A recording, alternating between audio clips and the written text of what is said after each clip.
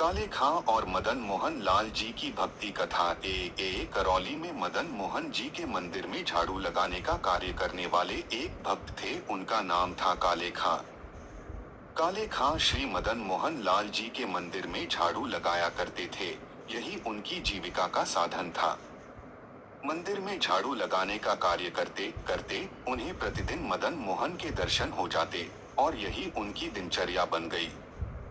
धीरे धीरे उनकी यह आदत बन गई कि जब तक ठाकुर जी के दर्शन न हो जाएं, उन्हें चैन नहीं पड़ता।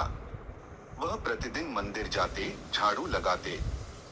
मंदिर के भीतर जाने की अनुमति तो नहीं थी, लेकिन वह पीछे सीढ़ियों के पास खड़े हो जाते। जैसे ही भीड़ इधर उधर होती, वह बीच में से दर्शन प्राप्त कर लेते। धीरे धीरे उनके हृदय में भक्ति स्फुरित होने लगी। अब वे मंगला आरती से लेकर रात्रि की शयन आरती तक मंदिर में ही रहते।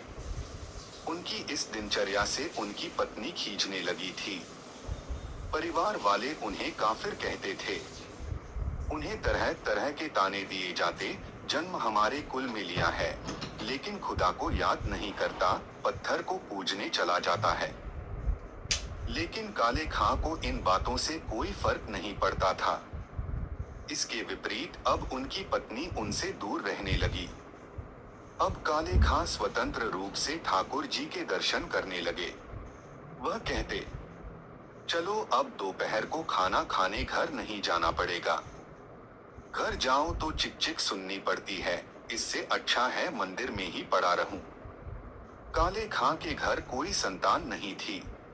परिवार के लोग ताना मारते, अगर खुदा को याद करता तो संतान होता।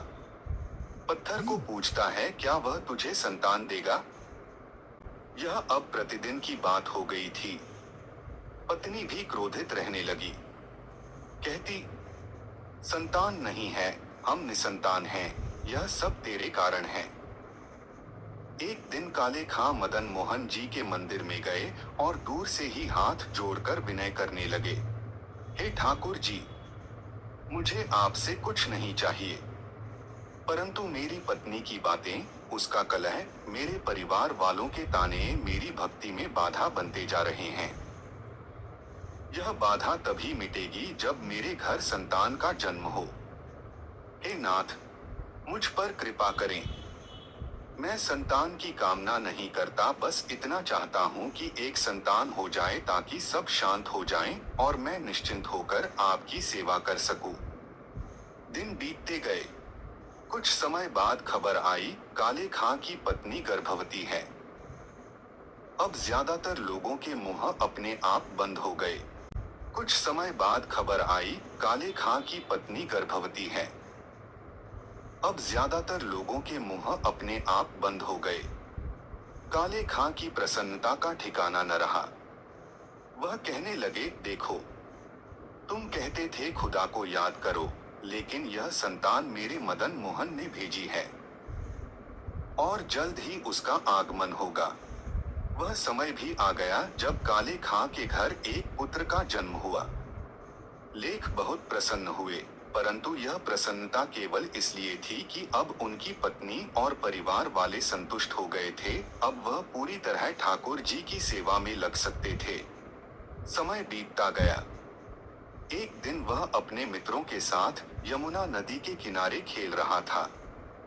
वह नीला पड़ गया और बेहोश हो गया। बच्चे दौड़ते दौड़ते काले खां के घर गए। काले खां उस समय मंदिर में थे, परंतु काले खां ठाकुर जी की श्रृंगार आरती में व्यस्त थे।